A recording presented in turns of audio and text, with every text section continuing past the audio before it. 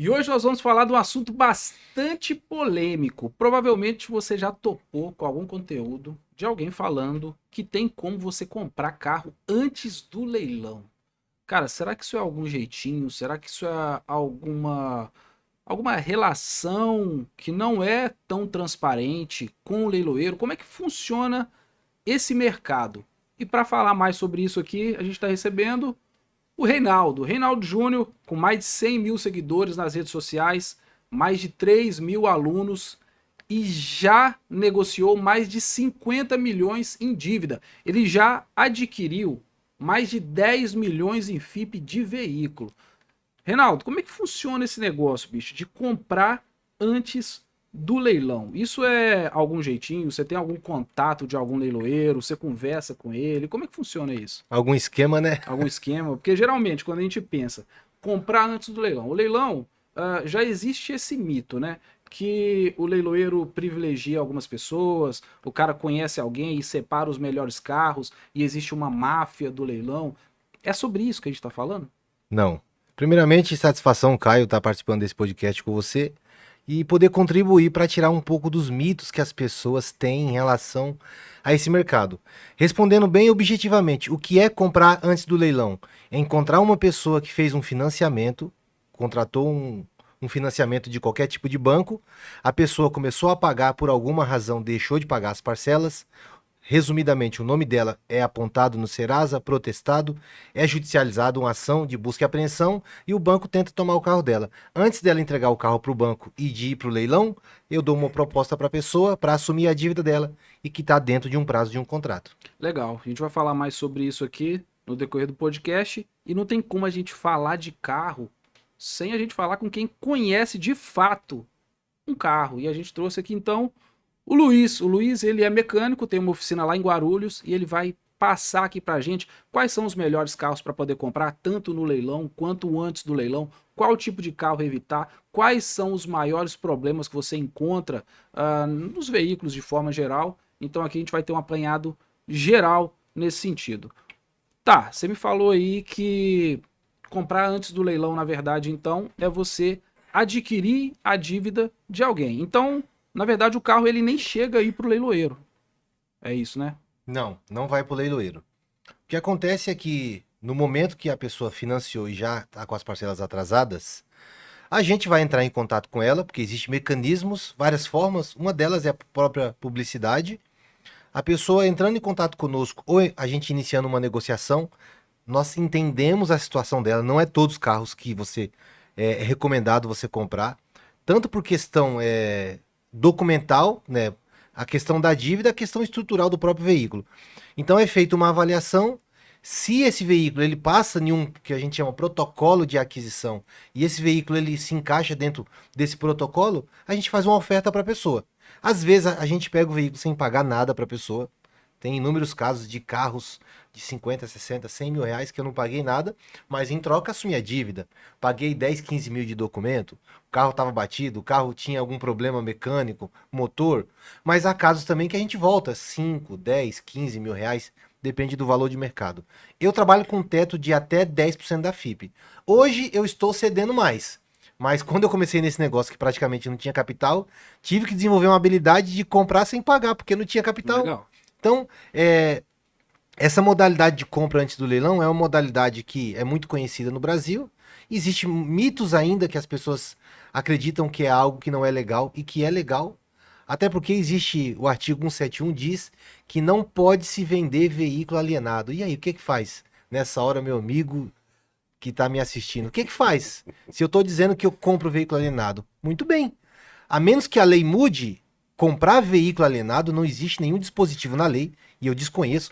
Inclusive, eu tenho alunos, por exemplo, muitos alunos advogados. Eu tenho o privilégio de você ter entrado para o CVA. Tô lá.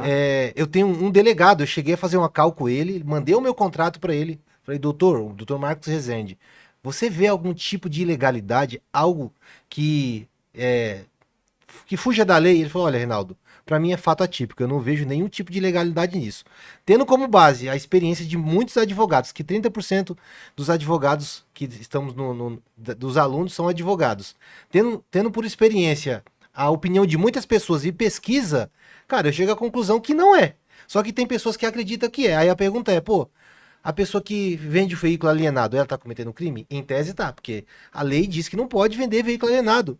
Só que também o nosso contrato, a estrutura do contrato não é venda de veículo alienado, Entendi. é transferência de dívida. Então eu acredito que é um mercado que é lucrativo e que se a pessoa puder trabalhar, ela consegue ter resultado. Na verdade, você está prestando uma assessoria para aquela pessoa que está endividada. Só para as pessoas entenderem como é que funciona o fluxo do leilão, desse tipo de leilão, porque existem vários tipos de leilão, a gente vai falar sobre isso hoje também. Um leilão de financeira. O cara foi lá, comprou um carro qualquer e chegou em um certo momento, ele não conseguiu honrar com aquelas prestações do carro, tá? Isso acontece a todo momento no Brasil, sei lá, acontece algum problema de saúde, e aí você acaba comprometendo ali aquela parcela do carro. Aquilo vira uma bola de neve e chega num ponto que ou você paga ou o banco te toma o carro e leva esse carro a leilão para poder pagar essa dívida. Então, o que, que acontece na prática? Vamos supor que você tem um carro, você comprou um carro de 100 mil de tabela FIP. E aí você foi lá e com muito custo você conseguiu pagar 20 mil desse carro. Mas é lógico que quando você faz um financiamento de 100 mil reais, você não fica devendo só 100 mil reais para o banco. Você vai ficar devendo 180 mil reais para o banco, jogando aí uma taxa de juros média aí que o brasileiro consegue ter na hora de adquirir um veículo. Então a gente está falando de uma dívida de 180 mil, onde foram pagos somente 20. Então quanto que fica de saldo remanescente? A gente está falando de 160 mil de dívida. Se esse carro vale 100 mil reais de FIP, ó, presta atenção nisso aqui agora. Se o carro vale 100 mil reais de FIP e ele for para o leilão de financeira e sair por 65% da FIP, ou até 60% para facilitar a conta, ele vai sair por 60 mil reais. Quanto que vai ser abatido na sua dívida? 60 mil. Quanto você ficou devendo? 100 mil para o banco. Ou seja, você perdeu o carro e você ainda ficou devendo o banco 60 mil reais. O que eu estou entendendo que você faz então, você está pegando esse consumidor, esse cliente do banco, que seria o elo mais fraco aí dessa corrente, e está dando para ele uma chance de negociar com a instituição financeira, que seria a mão de ferro ali.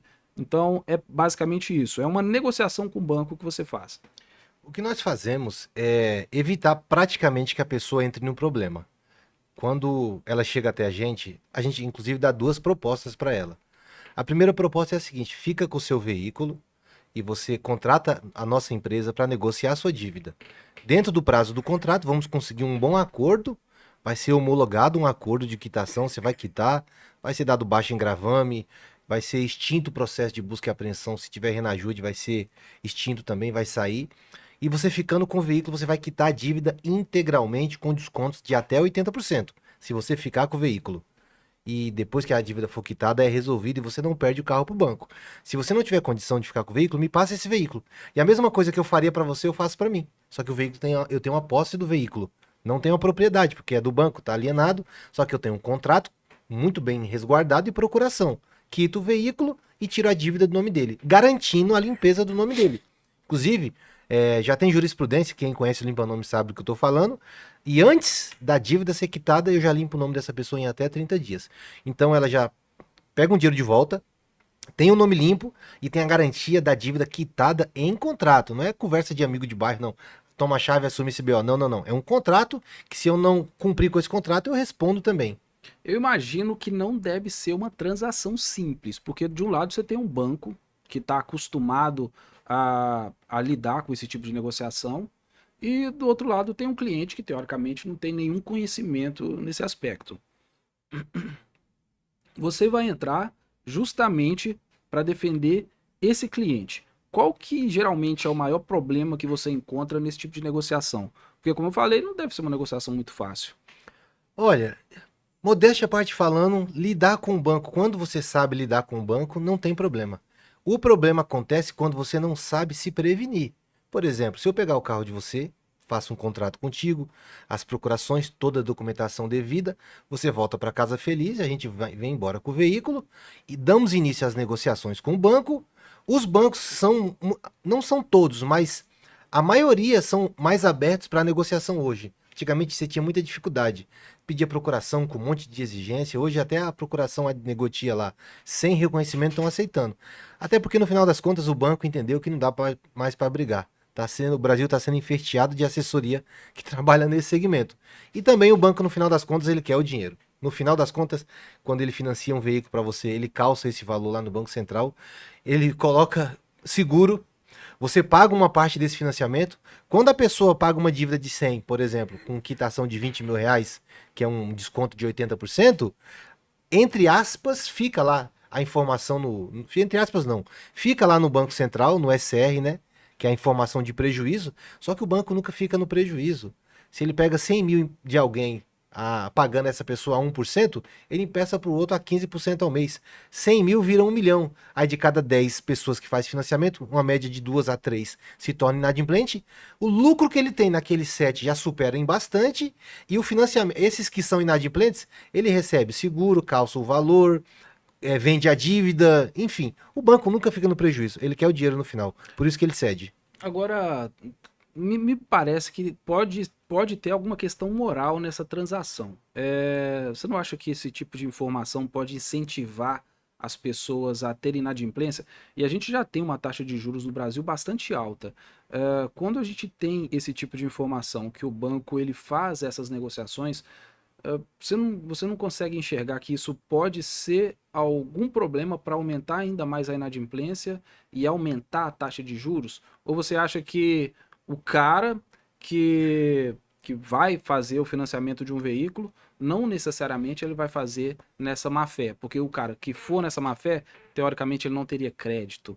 Como é que você vê esse cenário? Caio, eu vejo dois lados da moeda, mas com toda certeza, quem ouve esse tipo de informação, quem já tem uma predisposição para fazer a coisa errada, não foi eu, entendeu?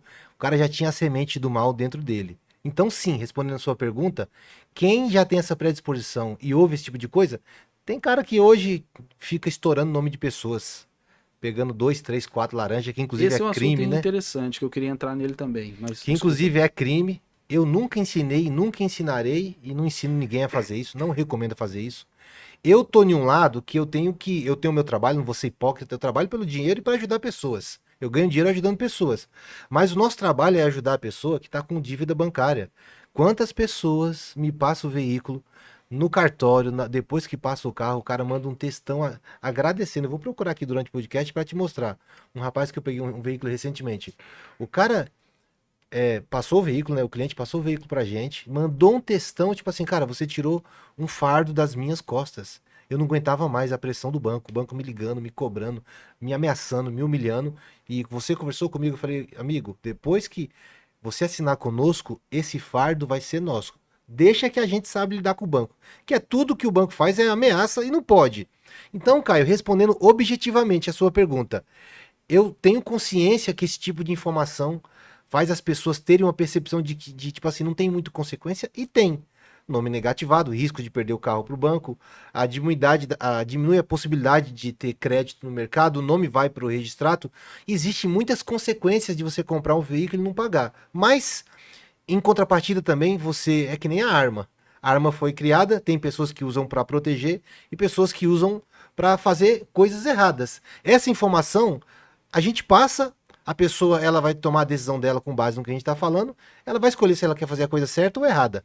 Eu sempre recomendo você comprar um carro, e quem me conhece vê a gente falar isso na rede social, se você financiou, fique pagando. Quantos carros, Caio, eu já deixei de comprar, o cara chegou em mim e falou, quero vender, etc. Eu perguntei, tá em dia? Fala, amigo, eu não compro seu carro em dia. Isso é legal. Porque no começo eu já comprei, mas comprei na inocência. Só que depois passa 2 meses, o banco atrasa a parcela, o banco começa a cobrar, a pressionar, a pessoa vem em cima de você. Então, já para evitar isso, quando o cara vem com o carro com parcela em dia, fala, amigo, eu não vou nem negociar com você que eu não compro o carro com parcela em dia. Eu só compro de quem já está com a parcela atrasada. Isso é legal. Eu vi uma operação policial essa semana, ou semana passada, sobre carros que o pessoal adquiria de. O carro tava devendo IPVA, tava cheio de multa, tava com financiamento atrasado. E aí o cara comprava aquele carro ali muito barato, um carro que vale 100 mil, 150 mil. O cara pegava ele ali por 5, 10 mil reais. E é aqueles carros que vêm NP, Eu acho que é NP, NP, isso só mesmo. para Só pra rodar, rodar. alguma coisa assim. Isso aparece muito. Isso tem alguma semelhança essa operação, adquirir esse tipo de carro com a operação de comprar antes do leilão? Ou são coisas totalmente distintas? NP é um termo popular para carro não pago. É que nem carro de quitação futura, carro de revisional, carro nos juros. Todos esses termos classificam veículos que não foram pagos. No nosso caso, existe muito NP que não vale a pena, porque você não tem contato com o antigo proprietário, a pessoa morreu, a pessoa passou e repassou e não fez documento, tem custo alto de documento. A gente trabalha com veículos alienados que não foram pagos, a pessoa deixou de pagar e tratamos direto do comprador. É a pessoa que financiou. Tá, porque pelo que eu entendi dessa operação policial era assim, você tem um carro que tá cheio de multa, tá devendo impostos, tá devendo financiamento e você comprou esse carro de alguém e esse carro já veio dessa forma, você vai passar ele para um terceiro.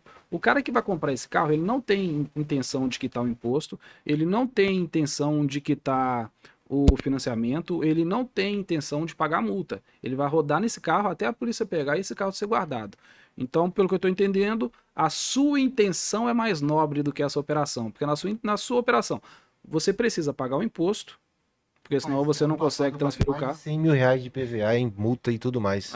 Então, você Tô vai pagar ajudando o imposto, Estado, na vai realidade. pagar a multa, porque sem a É multa bem você isso não consegue mesmo. transferir e fazer a transferência do carro para o seu nome. Porque no final das contas, você vai revender esse carro e lucrar em cima dele também, né? Sim. Então, na verdade, a sua operação ela é diferente desse outro. Tem outros nomes também que eles usam para esses carros? Eles falam NP mesmo. Eu já tive um carro nessa situação.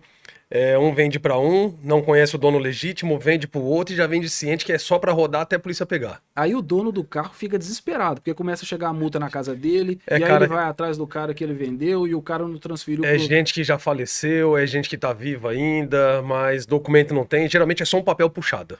Legal, isso aí Eles já vendem até falando, ó, só tem papel puxado. Legal, isso é até interessante deixar o aviso pra galera aí, ó. Comprou o carro, transfere pro seu nome, não demora, ó.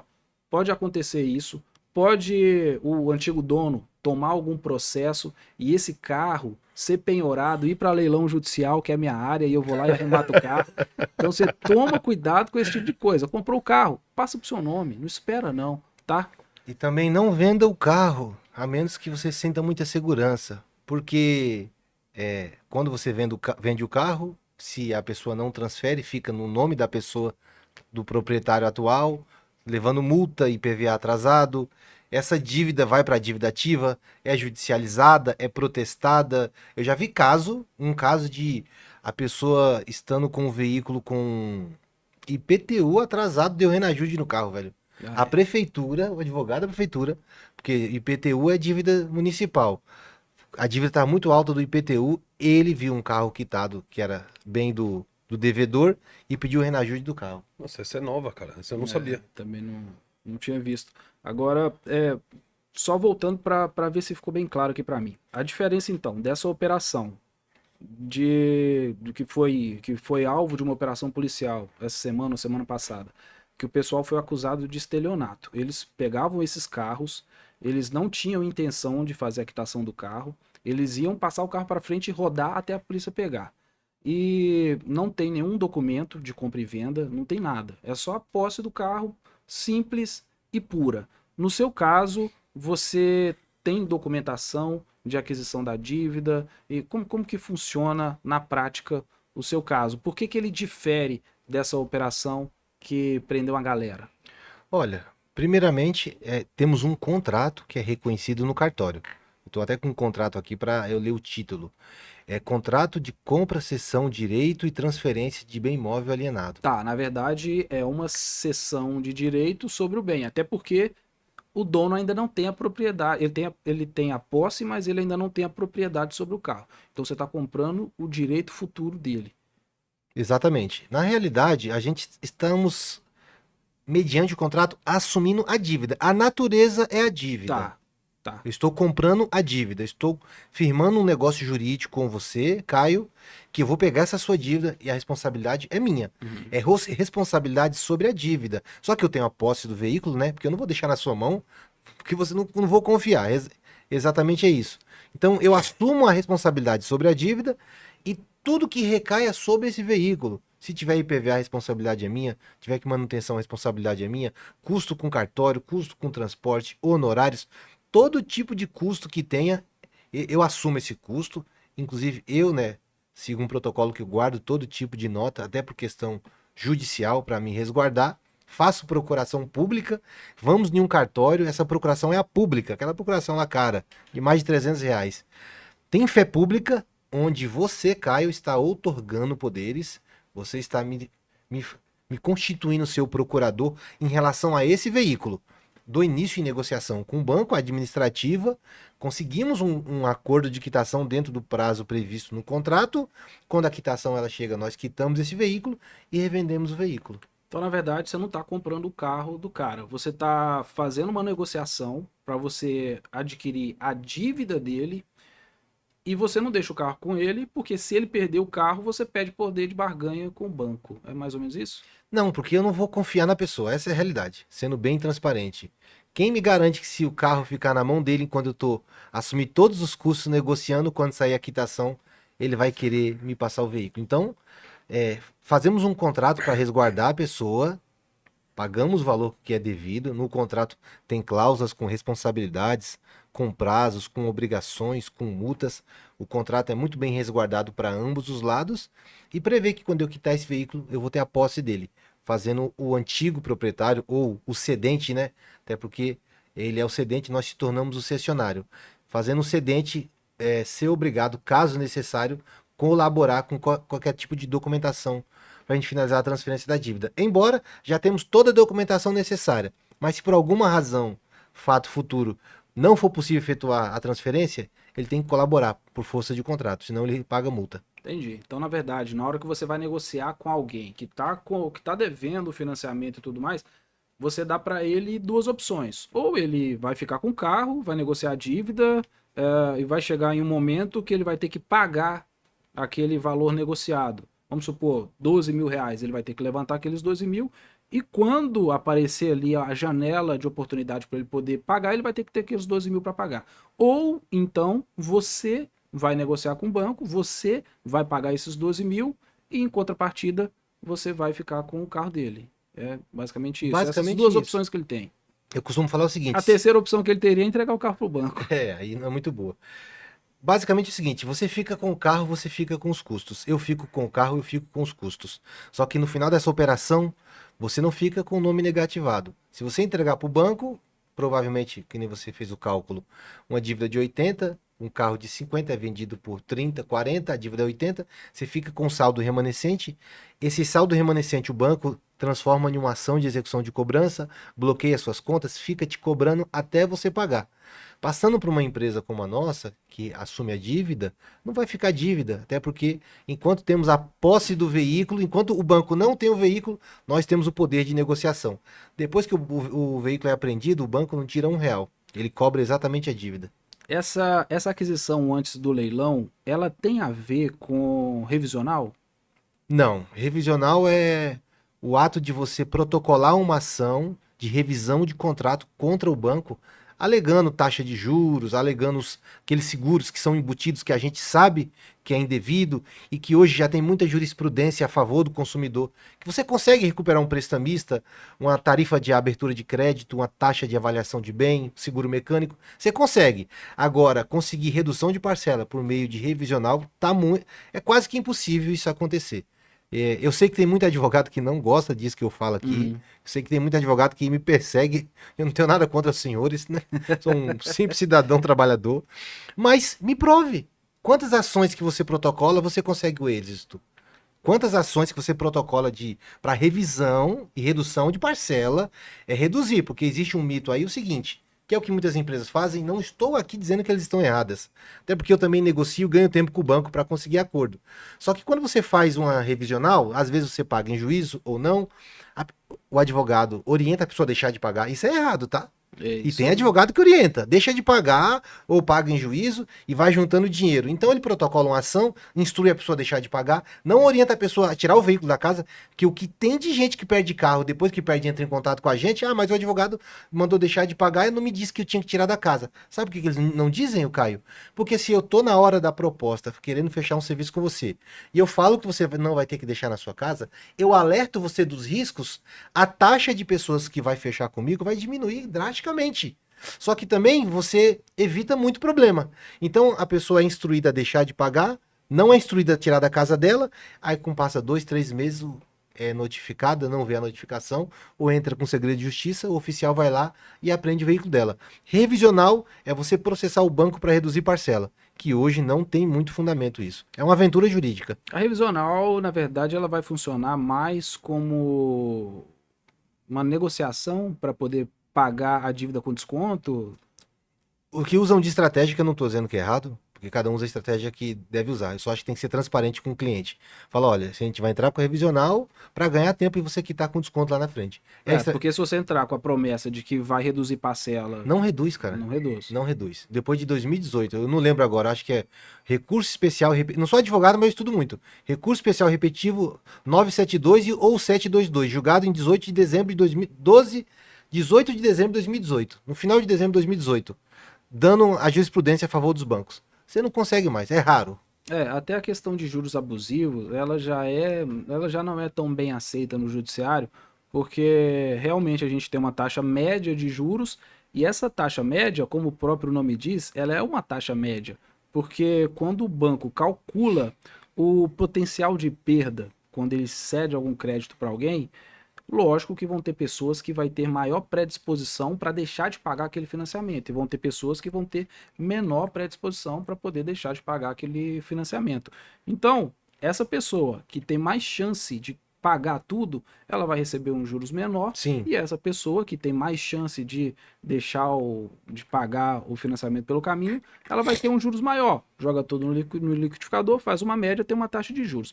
Então até essa taxa de juros, ela é muito contestada no jurídico e ela não tem colado, a não ser que seja um banco aí que realmente a gente tem aí algumas financeiras. Eu já peguei contratos com juros mensais de mais de 35%. E aí isso realmente é abusivo. Agora, se você pega uma taxa de juros ali de 4, 5% ao mês, eu tenho visto casos que o juiz não tem dado como juros abusivos. Mas bem, a gente trouxe aqui também o Luiz. O Luiz é mecânico lá em Guarulhos. E a gente estava falando aqui antes de começar que tem alguns carros que você não recomenda pegar, né? E isso é o Luiz que faz essa análise para você. Ele acompanhou a trajetória. Então tá. Ela vai falar de uns 10, eu acho, né, Já Fernando? se enfiamos em muita dor de cabeça. Hoje a gente toma cuidado, né, cara? Toma Porque cuidado pra não se lascar. se você pega um carro que ele vai te dar muita dor de cabeça, a própria manutenção, recuperação do carro ali vai desanimar, e talvez aquele valor que você vai conseguir na quitação futura seria mais fácil você arrematar no leilão, que Já não- ficaria no mesmo preço. Já não compensaria, né? Um carro que ele vai trazer muita manutenção. Se você colocar a longo prazo mesmo, já não vai compensar. Luiz, qual o carro que mais dá problema, que mais tem passado lá na oficina hoje? Cara, hoje o que a gente tem lá que mais passa, vou te falar, a média de uns 3, 4 por dia são os Ford Ka. Ford Ka 3 cilindros. Superou até o Peugeot, cara. Os 3 cilindros 1.0. Mas por que o Ford Ka dá tanto problema? Ele tem um grande problema de correia banhada no óleo, Ah. né? Ele solta a fagulha da correia, entope o pescador, começa a bater o motor, raja. Cabeçote também não aguenta a temperatura. É um carro, tipo, vamos falar de uma viagem aí de uns 500 quilômetros. Se conseguir voltar, tem que erguer a mão pra alta e agradecer, cara. Que isso? Sério. Carro Mas bem... isso tem a ver com a manutenção do carro ou é o projeto que foi mal feito? É erro de projeto. É erro de projeto. Erro de projeto. Então, independente, se eu comprar um Ford Ka e eu seguir o óleo que a montadora indica, no período que a montadora indica, ele vai dar problema? Não chega. Não chega na quilometragem que eles pedem uma troca de correia. Eles pedem, um exemplo, no manual tá 160 mil uma troca de correia. Não chega. Nunca chegou um caso na oficina de aguentar 160 mil. Geralmente 60, 70 km ali já tá tendo problema, já motor batendo. Pescador entupido, luz de óleo acendendo. Mas isso não é porque o cara, até chegar em 160 mil, ele colocou o óleo da cabeça dele, o óleo mais Não. barato. O pior que óleo... não, eles pedem pra usar lá o Magnatec, né? O motor Traffic, que é o da Ford mesmo. Tem gente que só usa ele e toma o prejuízo da mesma forma. Hoje eu tenho 3 carros desse abandonados na oficina porque os donos não têm condição de fazer. E quanto que sai uma manutenção de um carro desse? É uma retífica completa, parcial do motor? Vamos falar em preços de correia. Você pega hoje, vamos falar um Fiat, um GM, correia seca, sem ser banhada no óleo. Você vai ter um custo de correia ali de R$ 70. Só a peça. Hoje você vai comprar uma correia de Ford Ka, custa 1.300. A pessoa, ela acha absurdo. Quem tem o carro acha esse valor absurdo. Fora a mão de obra, né? Fora a mão de obra, você vai gastar mais R$ 1.000, né? Então é um carro de custo alto. Você vai pegar vamos falar de um Palio, um Celta, você vai cobrar de mão de obra 150, R$ 200. Legal. Isso serve inclusive para o leilão. Você aí que está querendo comprar carro de leilão, serve tanto para comprar antes do leilão, quanto comprar no leilão. Tem outro carro que dá muito problema assim, tipo Ford Ka? Cara, os EA, os motor EA 111 também, né? Fox Power, Acabei né? de comprar um no leilão, parcelado, 2021. Os motorzinhos aí, os 1.0, ele já saiu com um defeito de eficiência de óleo, de lubrificação, né? Já saiu com esse defeito de fábrica.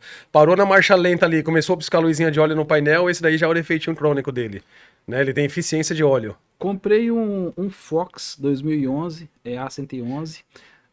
Que eu faço de prevenção para eu não ter problema com esse carro? Troca de óleo correta. Primeira coisa é a troca de óleo correta aí, um óleo de qualidade, mas é um carro que hoje para locação eu aconselho. Porque o custo de manutenção é baixíssimo. Por mais que ele tenha esse probleminha, parei na marcha lenta aqui e piscou luz de óleo. Meu, acelerou, pode ir embora. Não te larga na mão. Entendi. É simplesmente ele vai ter uma eficiência na marcha lenta, que ele não consegue suprir a necessidade ali. Mas acelerando, a bomba já manda já e vida que segue, né? Vai longe. Entendi. E de carros que a galera gosta? Não esses carros de boy, esses Golf, esses carros mais caros. Qual carro que você não recomendaria? Cara, são duas questões aí por experiência. BMW e Volvo. Custos são absurdo, né? Custo é absurdo. Às vezes as pessoas mesmo, BMW, compra, na primeira manutenção já não consegue fazer. Tem uma abandonada na oficina também. A BMW, ela teve uma... Eu não sei se agora vem, mas teve uma época que ela não vinha nem com sensor de temperatura. Você não sabia nem a Algumas temperatura. ainda não vêm. Ainda não vem. Na verdade, no meu conceito, é um carro que só tem marca. Mas, vamos dizer, em tecnologia, luxo, não vejo nada, cara. Ó, BMW, não sou eu que tô falando não, tá? Não vejo Se tiver nada. a intenção de me patrocinar em algum momento da vida, não fui eu. Tem carros com muito menos custo que dá de 10 a 0. Por exemplo. Cara, você pegar, vamos falar aí, tipo os Passats da vida, os Golf, meu, dá de 10 a 0 em qualquer BMW aí. Legal, mas é aquele negócio.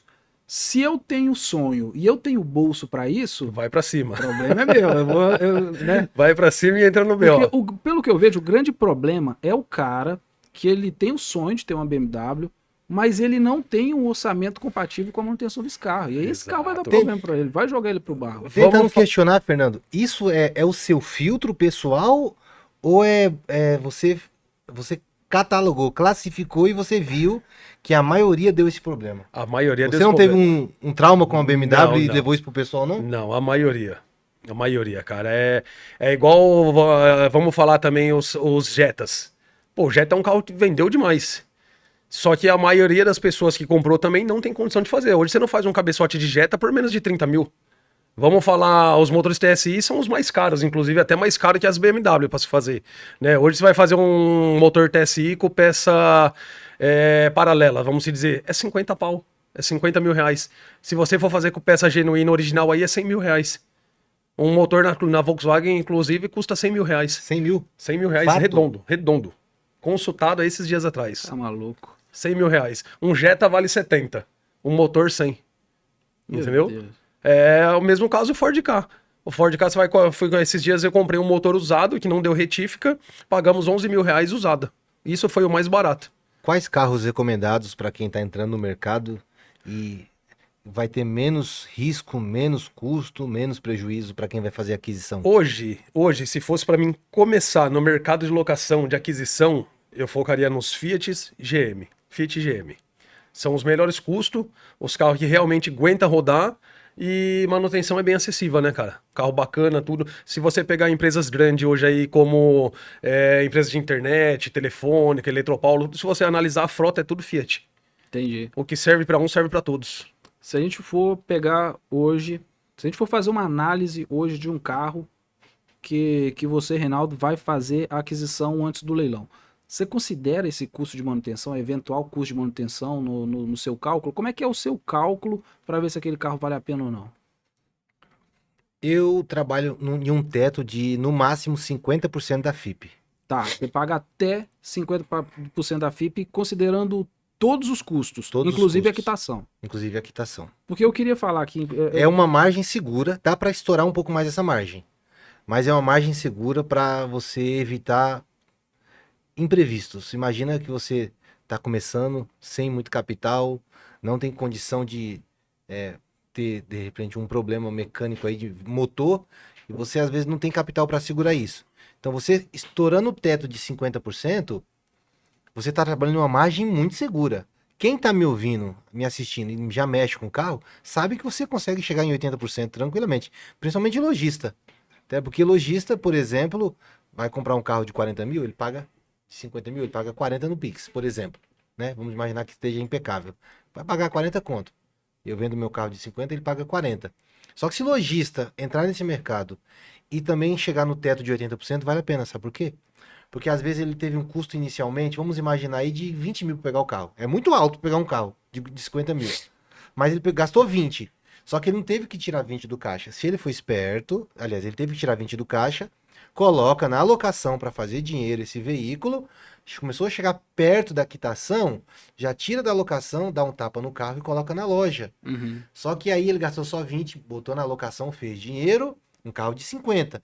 Quando você aparece para comprar o veículo, ele já tem uma quitação pré-aprovada, liga no banco, pede o boleto, tem financeiras que já quita o carro e já dá a diferença para ele, ou ele pega do caixa dele e quita o veículo. Então, para ele vender um carro de 50 mil, que ele ganha também no financiamento e tem margem, ele não precisou pagar 40 mil. Pagou 20, fez dinheiro com locação, Legal. rodou, depois vai vir a quitação, ele não tira, não descapitaliza, porque esse carro tá parado sem quitação. Na verdade, aqueles 20 que ele gastou inicialmente, a própria locação já devolve. Já devolveu. Aí chegou um comprador, ele já tem uma quitação pré-aprovada, vai ter que ter essa malícia, que já tem, obviamente. Ele vendeu para você, liga pro banco, pede boleto, quita, com 1, 2 dias sai o gravame, ele passa a sua ficha que já estava pré-aprovada também, e entra outro gravame e o banco paga ele. Então, para lojista, até 80% da FIP, na minha opinião, teto é ótimo. Para quem não tem experiência, não tem locadora, não tem loja para revender, eu recomendo ter um teto no máximo de 50%. Porque se tudo der errado, ele vende o carro a 60%, 65% para um lojista. Ele gira o dinheiro dele. Até agora a gente falou só de vantagem desse mercado. Quais que são as desvantagens que você enxerga no mercado de aquisição futura ou no mercado de compra antes do leilão? Desvantagem, seja mais específico. Como assim? Por exemplo, no leilão judicial, você tem a vantagem de comprar parcelado, no boleto, sem análise de crédito, mas você tem a burocracia de um processo judicial. Você tem o tempo, você não pega o carro na hora. Você precisa depois entrar para pedir a baixa do IPVA que o antigo dono não pagou, se tiver em aberto, ou de multa. Então tem uma certa burocracia. Não existe um mercado perfeito. Onde que está as dificuldades que você enfrenta no seu mercado? Que eu vejo assim, que talvez seja um problema. Você tem que esconder o carro. Você tem que esconder o carro, porque se o banco pegar o carro, você perdeu o poder de barganha. Você vai ter que pagar. Você assumiu para o dono do carro, para quem financiou o carro, que agora a dívida é sua. Aí você vai negociar com o banco. Mas se o banco tomar esse carro, acabou. O banco não tem mais negociação. Você considera esse um ponto negativo? Se o banco tomar, por exemplo, tem aluno que pergunta para mim, Reinaldo, se eu fizer uma aquisição da Maria e o carro está na minha mão, o banco prender o veículo, eu fico responsável pela dívida? É claro que fica, pô. Pessoa já passou o carro para você, ciente de que você ia resolver o problema dela. Eu não digo o termo esconder porque eu não escondo, eu alugo. Aham. Esconde o dono, porque o dono não tem que tirar da casa dele. Então, se eu peguei o carro de João e trouxe, né, para uma cidade diferente e aluguei, não tá escondido, tá rodando alugado. A desvantagem é se perder esse veículo, você vai ficar com a dívida. Tem que entender isso. Que se você pegar um veículo sem fazer cálculo, uma aquisição errada, você vai levar na cabeça. Tem que fazer cálculo muito bem. Que tipo de cálculo que, se você não fizer bem, pode prejudicar a operação? Valor da FIP versus o débito de documento. O banco que você pegou, tem banco que eu não recomendo pegar. Inclusive eu ensino no treinamento. Então o valor da FIP é o valor de corte. Só que você tira, por exemplo, 20% da FIP. Você começa com mais de 20%. Então um carro de 50, você tem que se basear que esse carro, você vai vender ele por 40 mil, certo? Tira 20% para vender para lojista, para ter giro. Se o cara for vender pela FIP, tudo bem, só que vai demorar, irmão. Não vende carro pela FIP que você vai deixar seu dinheiro mofando. Vende o carro rápido. Então eu tiro uma base, tiro 20% da FIP, logo 80%. Ou custo final de 50, ou 80% na hora de vender ele e ver quanto que eu vou ter de lucro. Então 80% do carro de 50 mil, 40 mil, certo? O valor que eu vou vender. Eu tenho que ter um custo final de 30, por exemplo, nesse carro, ou de 25, para na hora que eu for vender eu ter uma margem de ganhar pelo menos 10, 15 mil. Não vale a pena você entrar em um risco, porque é um risco. Você está assumindo um bem de uma pessoa, entendeu? Se você perder, você está lascado. Que é difícil perder. Se seguir o protocolo, não perde. Mas você pegando um carro, por exemplo, de 50, tendo um custo final de 40, não, vendendo para vender por 40, você tem que gastar no máximo esse carro 25 mil, que é aquele teto lá, 50% da FIP. No máximo estourando 30. Passou disso é muito arriscado, porque se no meio do caminho dá um motor, dá um câmbio aí, Tem vários riscos, né? entendeu? E se eu tô querendo fazer grana, fazer giro, em quanto tempo demora essa operação em média? Olha, fazer grana com essa operação, você não. A operação que hoje eu pratico, que é conservadora, você não vai fazer grana rápido. A curto A prazo? curto prazo, não. Antigamente, que é o que nós vamos tocar num assunto, que o Fernando me acompanhou muito isso, peguei muito carro e vendia para quitação futura. Tá. Aí a pergunta é, mas pode vender? Eu não vendia também, tem uma cláusula no contrato lá. Então é a natureza de como é feito que te resguarda. Mas o problema não é nem vender, o problema é para quem você vende depois que você vende o que pode acontecer. Aí é o fazer o dinheiro rápido e depois a dor de cabeça, né, cara? Resumindo, eu já contei muitas vezes essas histórias. Fui para Alphaville dia 29 de janeiro de 2021. Tava com o escritório em Cotia, fui em Itapevi, para Cotia, fui para Alphaville. Cara, eu fui pra lá com 10 mil, paguei os calção da sala, me sobrou 4 conto. Aí comprei uns negócios lá e pro escritório sobrou 2.500. Na segunda vez eu iniciei sem muito caixa. Quando eu iniciei no começo foi com 1.500. Fui com 2.500, sem luz, sem nada. Ficou 15 dias lá pro negócio liberar luz. Cara, eu com notebook, com celular, eu fiz 50 mil em 15 dias. Peguei 3 carros, peguei um carro, vendi, fez caixa. Fiz 50 mil em 15 dias. Porque vender carro para quitação é fácil. Eu pego o carro do João por 5, um carro de 50, aí vendo para você me dar 22 e assumo a quitação de 15 daqui a um ano. Você me dá os 22, eu investi 5, levantei 17, cara. E você assume a quitação, eu fico responsável pela negociação. Você levanta capital rápido, mas os riscos, as dores de cabeça, os problemas, nem chega perto. Eu já perdi mais de R$1 milhão, cara, só vendendo carro para quitação futura. Perdi de perder. Se eu não tivesse vendido, eu tava com 1 milhão a mais. Perdi de perder. Então vender, o risco é vender. De tudo que eu penso, eu sou traumatizado de vender carro para quitação futura. Aí, Depois do carro quitado, você faz com ele o que você quiser. Faço Mas com ele que até quiser. o carro quitar, aluga. aluga. Ganha líquido. Deixa ele na 1.500. sua base, depois. Ah, você- eu ganhei, eu tirei 5. Ó, isso é importante pra vocês. Tirei prestarem 5 atenção. mil. Tirei 5, paguei 5 mil no carro. Beleza. Mas se eu alugar, se eu vender, eu levanto 20. Levanta. Mas você armou uma granada que vai explodir mais cedo ou mais tarde. Se você alugar, você coloca 1.500 líquido todo mês. Com 6 meses, o que você investiu devolveu. Opa, tá no 0 a 0 e tô com risco ainda que é o carro. Passou mais 6, 10 meses, tá fazendo dinheiro. O próprio dinheiro da locação, você paga a quitação da dívida. Se você for inteligente, né? Ter uma operação enxuta, não sai estourando dinheiro rápido. Com o dinheiro da quitação, da locação, você pagou a quitação, aí você tá com um carro de 50 mil que praticamente se pagou. Se você vender ele a 30% abaixo da FIP, sei lá, o carro de 50 vender por R$35 mil, você ganhou R$35 mil em um carro.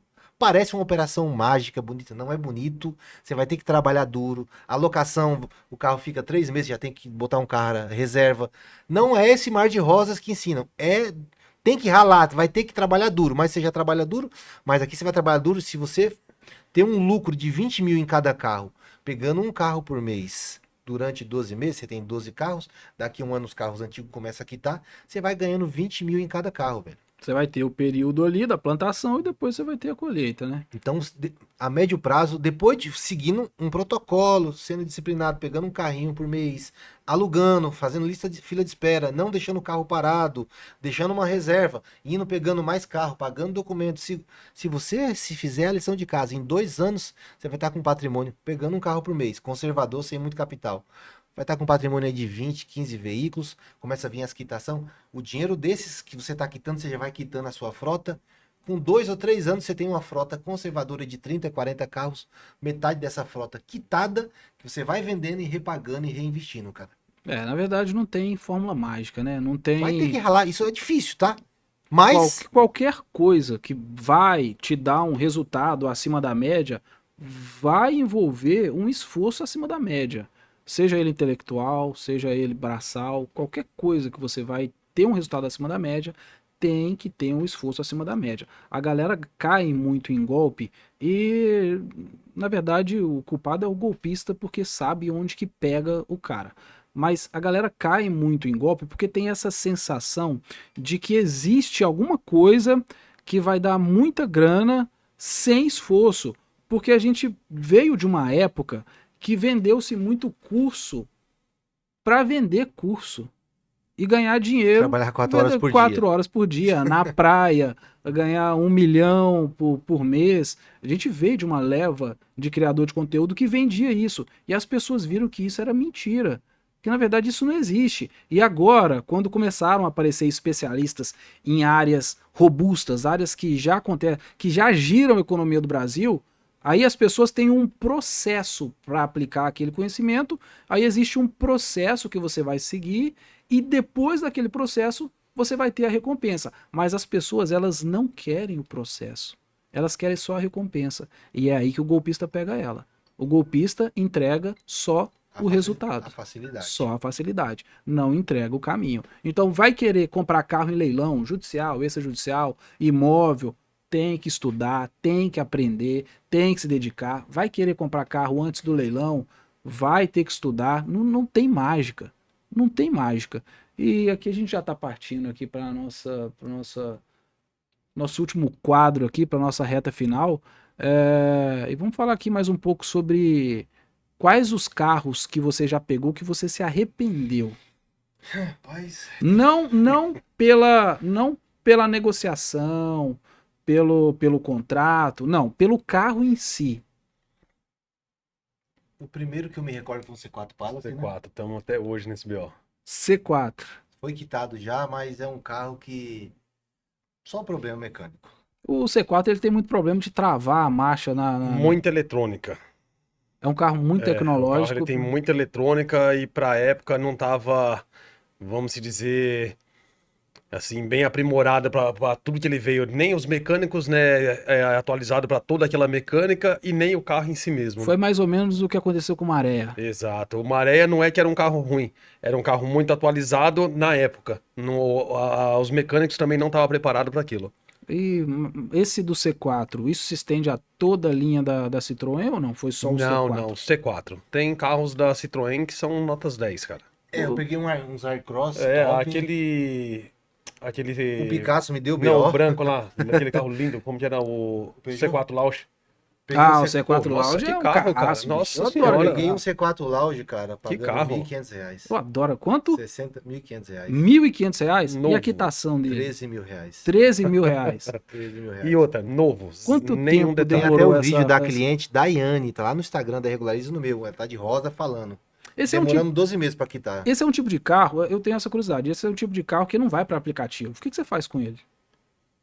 Antigamente eu vendia, hoje eu não vendo mais. Aham. Mas antigamente eu vendia. Nessa época que eu peguei ele, eu tava com uma crise financeira, eu vendi pro meu advogado, porque eu tava já um tempo sem pagar ele. A gente paga mensal, eu vendi pra ele e ele me deu um valor, entendeu?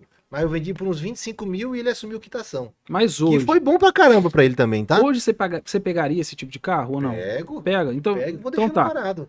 Ah, você deixa parado Deixo até parado. chegar o momento da quitação. Exatamente. Entendi. Então, Pego porque eu pego barato, cara. Eu não Sim. vou pegar um carro desse dando 20 mil reais nunca na vida. Eu não pago mais de 10 mil. A Audi eu paguei 20 mil porque é uma Audi. A Amarok eu paguei 19 porque é uma Amarok. Mas eu não pago carro mais de 10 mil reais. Não tem sentido pra mim. entendi. Entendi. Eu tinha essa curiosidade sobre esse tipo de carro, porque se você vai pegar um carro mais caro, que não vai caber no aplicativo, realmente não tem muito o que fazer para rentabilizar ele durante esse período. Então você pode pegar um carro desse para uso próprio. Eu já perdi muita aquisição, porque claro que meu dinheiro não é infinito, eu não fico pagando de rico, né? Mas a gente tem um capital pra poder girar. Mas eu já perdi muita aquisição no começo, porque eu não tinha capital, velho. Tá. Muito, muito. Carro importado, BMW, Outlander, Porsche. Até carreta, né? Já perdi carreta de 600 mil reais. O cara falou, só paga 35 mil da franquia pra tirar lá da seguradora lá. Uma carreta de 600 mil, cara. Mas esses carros, eu já vi você falar que eles têm rastreador, Sim. que agora vem com quase rastreador. E tem como tirar esse rastreador? Tem. Como que funciona? Técnico, né? Eu tenho um técnico que quando eu pego o carro, eu passo o pente fino e tiro o rastreador. E ele encontra, tem mesmo lá o Tem, rastreador? Não tem. é mito, não. Não, é 1, 2, 3, 1, 2, 4. 3. É mais de um rastreador no carro. É pegadinha. O que tem de empresa que mexe com quitação futura? Porque quando eu comecei a falar disso em 2021, cara, mentira, eu trabalho faz tempo de revisional, não tem. Só sendo macetado. Cara de banco, cara de loja. Hoje todo mundo tem. Eu tenho conhecimento de empresa, chegou ao meu conhecimento que proprietários da empresa, quando eu comecei a falar disso, que quem é desse mercado conhece todo o dono, né? Praticamente. Não, o que o Reinaldo tá falando não tem sentido, eu já trabalho porque. Não sou, tô desde 2020, eu sou novo nesse mercado de carro. Né? Tem empresa que tá há 5, 10 anos aí. E não tem sentido, não tem rastreador, porque eu sempre fui curioso, fuçava as coisas e tentava entender. Eu comecei a jogar na internet, tal, TikTok, todo mundo no contra. Hoje eu tomei conhecimento que proprietários dessa empresa perderam vários veículos porque tinha rastreador. Não. O rastreador, eles colocam sempre 2, 3. Certo? A gente já fala isso baseado no que a gente vive. A isca, né? Um é isca. Aí o cara que ele não é muito profissional, ele acha um, acabou, Tira não aquele tem e mais. acha que não tem outro. Acabou. Aquele primeiro fica fácil, que é a isca. Ah, tá fácil, achei aqui, ó, tava aqui. Acabou, arrancou aquele dali, se acomodou, daqui a pouco perdeu o carro. Por isso que Né? Não vamos citar nomes, né? não cita. Esses dias atrás teve uma empresa, inclusive os donos são conhecidos meu, vendeu uma frotinha de 10 carros e perderam. Caramba. Aí entrou num grande problema, né? não cita nome. Não vamos citar Pode nomes. falar que é conhecido, vão deduzir. Não, tem Lá bastante de empresa. Guarulhos, Tem bastante, quem tá não, mas lá tem sabe. bastante empresa assim É. conhecida, tem bastante. Depois que o Fernando colou em mim, eu colei nele, muitas empresas a gente sempre acaba indicando, né? Então, Aí virou esse problema aí do vender para quitação futura. Venderam 10 carros para quitação futura, perdeu os 10 carros. e só lembrando também, Caio, como a gente tá no final, mas numa outra oportunidade, a gente vai falar sobre a nova lei, que é o Marco Legal das Garantias, Tá. a Lei 14.711, aprovada em 31 de outubro de 2023, e que foi, o CONTRAN lançou uma resolução que praticamente é um copia-cola da lei, cara. Foi lançada dia 20 de janeiro agora, a resolução 1018 do CONTRAN. Praticamente é um copia-cola que fala dos dispositivos. E Aí- tem a questão da execução do Isso, contrato tem também. muitos alunos me perguntando, gente, você tem que fazer teste, não tem como especular. Eu posso especular, mas para você poder falar com base tem que ter teste. Foi aprovado agora, vai poder o Detran pegar, só que o Detran vai ter que colocar um novo bloqueio. Vai ser o quê? Detran Jude, entendeu? Adjude, que é administrativo, e outra Jude, remete judicial. Renajude E- é Renavan judicial. E agora essa execução do contrato, ela não vai precisar do judiciário, então Sim. não poderia utilizar. Falei com o advogado, ele falou que isso já está sendo discutido no STF, tá? Não tem nada muito claro. A resolução foi lançada, mas tem que ver a constitucionalidade, tem que ver um monte de coisa. O que a gente sabe é o seguinte: quando o devedor atrasar, não haverá necessidade mais do oficial de justiça, né, ou a assessoria protocolar uma ação.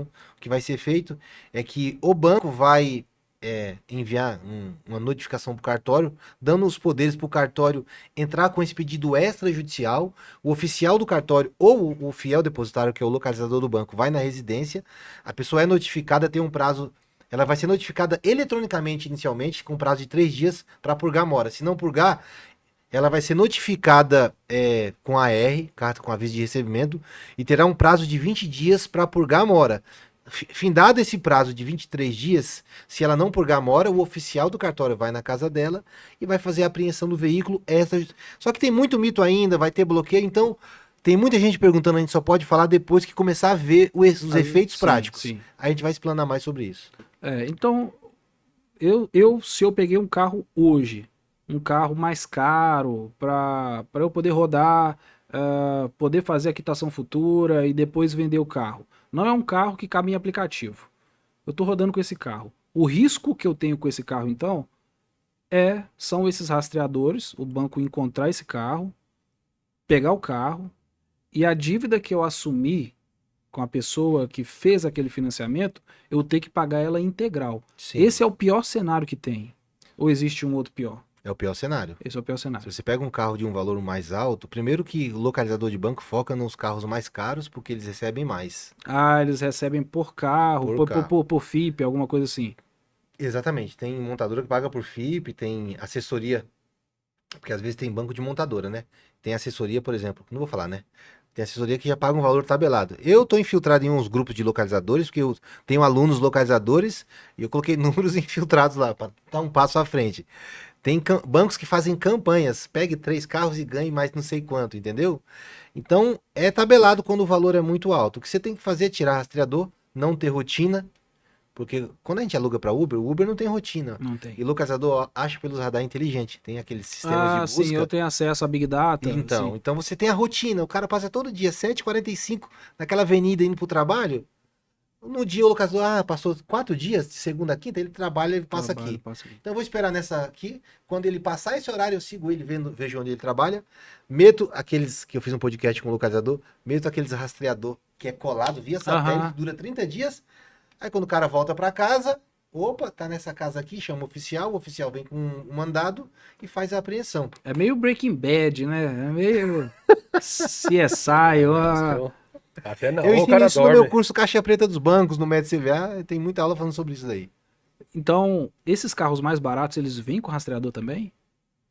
Não é todos, mas você tem que partir do princípio seguinte, vem. Eu não faço julgamento, cara. Eu nunca perdi um carro porque eu não faço julgamento. Eu pergunto pro cliente, por exemplo, você quando financiou, você tirou no mesmo dia da loja? Ele fala, tirei. Então esse eu fico mais confortável. Quando ele fala, não, demorou 3 dias porque o cara ia polir, ia fazer documento, e na dúvida eu mando o cara passar o pente fino. Tem carro que a gente procura que não tem, mas a maioria tá tendo rastreador. Só que também tem uma questão. Tem carros que a gente sabe que o rastreador não era do financiamento. Porque, por exemplo, se você falou para mim que você tirou o carro no mesmo dia, você tirou no mesmo dia, certo? O banco não colocou o rastreador. Uhum. Mas a gente manda fazer o pente fino e acha rastreador, a gente deduz que era de seguradora antiga. Mas na dúvida a gente faz o pente fino e tira tudo. Entendi. Esse custo para poder fazer esse pente fino é alto? É 200 conto, né? R$200 R$200? por carro. Mas deve ser uma trabalheira danada. Deve abrir Dá um trabalhinho, cara. painel. Abre o carro inteiro. Abre o Cara, carro inteiro. Abre o carro inteiro. E não vamos falar, mas é uma pessoa que trabalha para empresas fortes, né? Já coloca. Já tem experiência, então. Entendi. Porque eu também tenho conhecimento de pessoas que fazem isso que o cara não faz direito e acaba deixando o rastreador lá e a gente perdendo o Teve carro. alguns casos desses, né?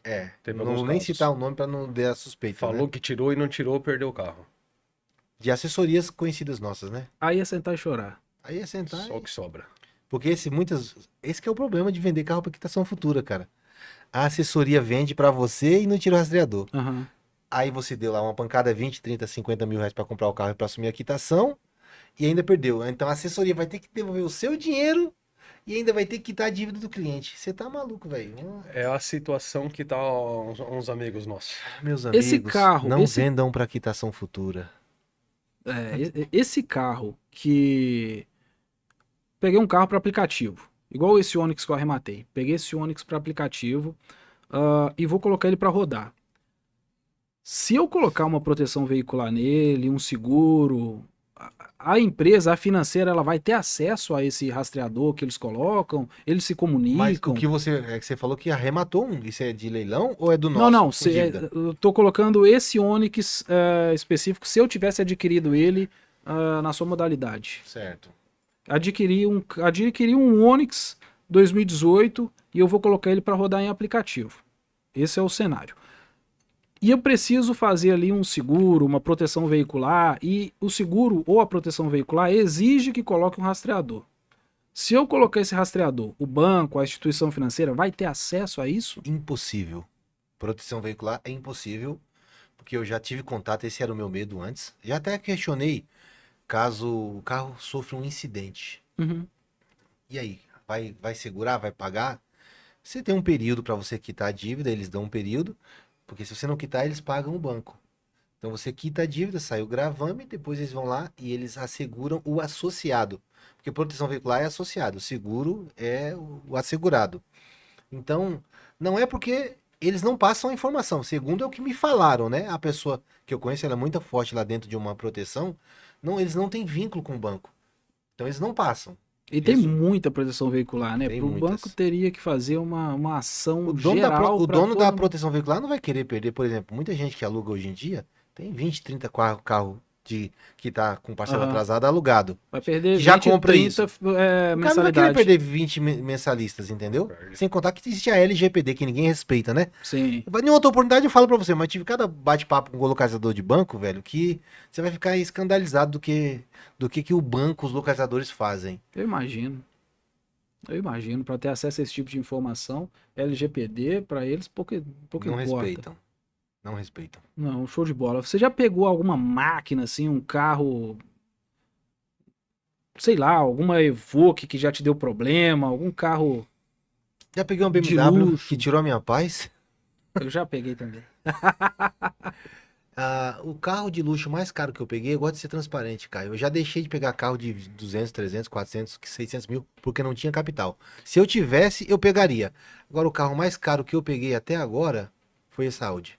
A gente tem que ter noção do tamanho da perna da gente, né? Porque se você tá se expondo a um risco que ele vai te deixar no negativo, é um risco que não compensa. Então, se hoje eu tenho condições de absorver um prejuízo de um carro de 20 mil reais, eu vou pegar um carro de, no máximo, 20 mil reais. Se eu tenho condição de absorver um prejuízo de um carro de 1 milhão de reais, eu posso pegar esse carro de 1 milhão de reais. O que eu penso? Parece um carro de 600 mil. Imaginemos que um aluno meu tá lá negociando, é um empresário que tá... A mulher deu gaia nele, morreu o filho. O cara tá desgostoso da vida, não quer saber de dinheiro, cara. Só quer saber resolver o problema. Se aparecer um carro de 600 mil, o cara às vezes não tem muita bala, pega o carro, não roda com esse carro, faz o protocolo, o rastreador, guarda o carro e vai para quitação. Lá na frente, sabe o que vai acontecer? O banco vai mandar uma quitação de 100 mil, 80, 120 mil, carro de 600. Vai em um lojista de confiança, fala, lojista, quita para mim, coloca no consignado aí, põe 30 mil de margem para você, pronto. Não tira nada do bolso. Então é tipo assim, porque se a gente, na minha opinião, se eu esperar ter a condição de pegar um carro desse, eu nunca vou pegar. Então eu pego o carro, pego o que vai pegar, seguindo o protocolo, me resguardando. Se eu não tenho capital, eu encosto o veículo. Quando sair a quitação, fecho parceria com o lojista, ele quita e eu deixo o carro na loja dele, entendeu? Eu só fiz a intermediação, só aproveitei a oportunidade. Legal, legal. E sobre a locação, quanto que um carro geralmente ele rende lá na sua locação? Eu tenho um custo de 35% mais ou menos. Você é tem custo. operação em qual cidade? Guarulhos e Taubaté. Tá. Falei pros localizadores. Ah, é. Essa aí. É o que eles estavam Não esperando. tem problema, mas o cara tem que ser bom pra achar um carro Não, meu. mas viu? essa aí a gente corta. Não, pode deixar. Pode deixar que Mas uma imagina o aventura. tamanho da frota. não tenho 100 ainda não, cara. Mas a minha meta é chegar em 100 carros esse ano. 100 carros. É. E eles deixam o que de receita líquida, de lucro líquido? Tem no- carro que é 550, 600, Semana. 650, 700, depende. Mas o que eu tenho média de custo é de 35 a 40% na ponta da caneta. Aí você tira imposto, você tira IPVA, depreciação, prejuízo, etc. Então, uma alocação que te coloca, por exemplo, 600 por mês, por semana, a diária é R$ 92. Você pega 92 e multiplica por 30, vai dar mais ou menos aí uns 2.800, eu acho. Desse valor, você tira 40% é custo. Ou seja, 1.300 mais ou menos é custo. Na caneta sobra líquido, líquido, R$ 1.500. Mas se é um carro que a alocação é 800, você pega 800 vezes 4 semanas, porque semana falta 4 dias, vai dar 3.200, mais um, dá 3.300, 3.400. Só que os carros mais novos não dá muita manutenção, que é esses carros mais caros. Então já te sobra aí 2 contos. Então colocando na média, com margem de erro, com gordura, podendo errar, cada carro vai te dar líquido R$ 1.500. Se fizer uma operação, lista de espera para o carro não ficar parado. Se fizer o protocolo certinho, ganha líquido R$ 1.500. Líquido em cada carro. Legal. Eu vou colocar essa operação em ação, vou adquirir alguns carros e aí eu volto para passar minha experiência, falar como é que foi. Lógico, com o auxílio do mestre aqui. Já tem o conteúdo dele. Vamos deixar aqui embaixo Vamos. o QR Code Sim, ou o link ou o aqui. link aqui para quem tiver interesse também. Você tem o Limpa Nome, você tem o CVA. Qual mais? Eu tenho o método CVA, que é dividido em vários planos com entregáveis diferentes. Hoje o Black é o mais procurado, o valor dele é em média R$ 3.000. Tenho no método CVA, esses planos que eu disse, eu tenho o Caixa Preta dos bancos, só para quem tem dívida bancária e quer resolver a dívida bancária e não perder o carro para o banco. No Caixa Preta a gente ensina a negociar e o cara se prevenir. Quem é do CVA Black tem pacote com quase todos os meus treinamentos. Tem a escola do Limpa Nome, que te ensina a ganhar dinheiro vendendo o Limpa Nome e te torna um consultor financeiro, porque eu ensino muito sobre dívida, Cadim, Bacen, Score, Serasa. Também tem um treinamento chamado Score Inteligente, que te ensina a negociar dívidas e fazer o seu score subir. Tem alguns e-books, tem o meu livro também, que é o Obsessão, Supera a Persistência. E abrimos, né, inclusive essa semana a gente vai ir para o Nordeste para fazer uma mentoria, vamos contar mais detalhes. Abrimos a Prometeus. As vagas para Prometeus presencial. Não tenho condição de atender muitas pessoas, até porque é uma mentoria mais individual. Legal. Né? É um valor pesado que vale a pena. A gente vai contar mais detalhes, porque o retorno é muito grande sobre, né, o investimento que a pessoa faz. Então, tem esses treinamentos. Se a pessoa, se quiser se inscrever, é só clicar nos links. Pesquisa a gente aí nas redes sociais, é reinaldojr.oficial. E também tem o meu canal no YouTube, Reinaldo Júnior, /comprando antes do leilão. Show de bola. Então esse ano aí promete. Luiz, quer deixar alguma mensagem aí pra galera? Cuidado nas aquisições e cuidado com os carros que vão pegar, cara. E cuidado com os oficiais de justiça, com Inclusive, os rastreadores. você acredita que esses dias, eu não vou falar, obviamente, eu fiz até uma call com ele, um oficial de justiça entrou pro CVA. Ó. Tá oficial, já tem delegado, já tem cara de leilão, já tem advogado. Cara, Meus amigos vai virar localizadores, parceria, vem O cara pro viu nosso que lá lado. tá pagando mais. Localizador tem um monte no meu curso. Olha lá, vou fazer um leilão. Aqui Fechou tá o pagando pacote, né? mais. Tá fechando um pacote, pô. Acabar com essa operação aqui no Brasil. Oficial de justiça, localizador de banco, você que trabalha nas assessorias de cobrança aí, vem pro CVA que é melhor, viu? Aqui foi um papo bacana, esclarecedor. Obrigado vocês dois aí. Saíram lá da cidade suas. Rodaram quantas horas que vocês rodaram? Vocês foram regularizar um carro? Vamos resolver a vida real. Vivemos aqui para Minas resolver a situação de um carro, né? Que questão documental, transferência mesmo. Esse já tá pronto pra... Esse já Não. quitou. Não. Eu peguei ele em novembro, né? Foi uma Maroc. Em novembro. Aham. Peguei em novembro e quando fomos fazer a documentação, a despachante disse que o Detran aceitaria a vistoria lacrada, mandando em São Paulo. No final, uma burocracia danada, não aceitou. Falei, vamos resolver logo? Montamos no carro, vamos fazer o laudo lá na cidade lá. 10 fizemos horas o de laudo. viagem. Mas esse laudo é laudo de quê? O É a laudo de vistoria. transferência. Mas transferência pra quem? Porque o carro tava. Não expliquei, né? Não contextualizei. Tá. Quando eu comprei, vou dar um exemplo. Comprei o carro de você, certo? Você pegou o carro de Maria. Tá. eu peguei Maria o carro. financiou, pegando de José, e aí Maria fez a Nossa comunicação de venda Senhora, pro nome dela. que enrosco. Maria fez a comunicação de venda pro nome dela. Só que ela não finalizou a transferência, aí passou pra você na palavra. Tô falando, comprou o carro, transfere pro seu nome. Maria tava com comunicação de venda e passou pra você que era amigo. Aí eu comprei de você, só que aí eu tinha que finalizar a transferência pra Maria. Entendi. Então agora tá finalizada a transferência dele, entendeu? Entendi. Aí agora, depois da quitação, vai transferir dele pra você. Vai transferir dele pra gente. Fechou. Bacana. Aqui, mais uma vez, obrigado. Obrigado vocês dois. Tamo junto, meu amigo. Valeu demais. É nóis. Descemos. Valeu, Luiz. Aí na próxima, a gente já fala mais sobre o marco legal das garantias. E vamos fazer um bate-papo sobre locação, experiências de locação. Sobre locação. Locação é legal. Também Vamos tô com sim. uma operação em andamento. Entrou no É ramo, né? muita treta. É muita coisa para ensinar o pessoal a não Pra fazer. finalizar do BOzinho da locação, mas não fala nome nem o modelo. O Do- carro que o cara pegou o carro, meteu na enchente, perdeu placa, Já chegou um bocadinho de pepino aqui. Entregou com 2 portas zoadas, mas nós já tira o carro, nem devolve mais. Hoje Arruma mesmo a gente manutenção. já tira ele da jogada. Já Tira, pega já o vai pra calção, outro. É. já bota o calção. Arruma, pra vai poder- pra outro. É, Acabou, cara. Deu trabalho na primeira semana, Acabou. segunda semana, pode já cortar. É isso aí. por isso que a gente pega calção, né, taxa pra... Isso. Não devolve, usa essa taxa pra cobrir os custos. É bom aprender com o erro dos outros, né? É isso aí, pô. Por isso que conhecimento tem valor e muita gente não sabe disso. É justamente isso. Quando a gente começou, não tinha ninguém para ensinar a gente, tanto eu quanto o Reinaldo aqui. Não sei se foi o caso do Luiz também. Então a gente aprendeu como? A gente aprendeu perdendo dinheiro, perdendo tempo. E aí hoje, quando você compra um método nosso, por exemplo, você não vai ter os mesmos erros que nós tivemos lá atrás. A gente já está te passando tudo mastigado. Então, muita gente não vê valor nisso. Só em carro, Mas tem. só em carro eu perdi mais de 1 milhão. Olha Só só. que você pensa numa empresa com uma operação cara. Minha empresa tinha uma operação muito cara. Então eu estimo que de 3 a 4 milhões você para manter a operação e no final eu comecei a ter lucro no ano passado, cara.